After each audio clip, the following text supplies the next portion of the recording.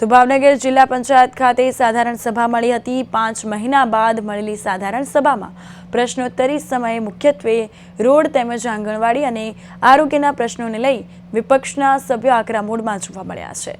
જુદા જુદા વિસ્તારોના ખરાબ રસ્તાઓ તેમજ આરોગ્યને લગતી સમસ્યાઓ બાબતે અધિકારીઓની કામગીરીને લઈને સવાલો ઉઠાવ્યા છે। શાસક પક્ષ અને કોંગ્રેસ પક્ષના નેતાઓ સામસામે પણ આવી ગયા, જે બાદ વિપક્ષ દ્વારા સભાને બાયકોટ કરવામાં આવી હતી અને આ અંગે હોબાળો પણ થયો હતો। આજરોજ ભાવનગર જિલ્લા પંચાયત ખાતે સામાન્ય સભાનું આયોજન કરવામાં આવેલું હતું, જેમાં અમારા જિલ્લા પંચાયતના પ્રમુખ શ્રી, ડીડીઓ શ્રી અને તમામ જિલ્લા પંચાયત સદસ્યોશ્રીઓ હાજર રહેલા હતા। આજની સામાન્ય સભાની અંદર અમારે જે જિલ્લાને ભાગમાં આવતું રેતી ખનનનું આયોજન મંજૂર કરવામાં આવેલ છે। સાથે સાથે નાણાં પંચમાં જે કામ રદ થયા હતા એવા 18 કામો અને આજે અમે મંજૂર કરેલા છે। સાથે અમારે આજે જે સ્ટેમ્પ ડ્યુટી જિલ્લા પંચાયતને મળતી હોય છે એમાં સભ્યશ્રીઓ વાઇઝ જેના હિસ્સામાં જે ગ્રાન્ટ આવતી હોય એનું આયોજન આજરોજ મંજૂર કરેલ છે।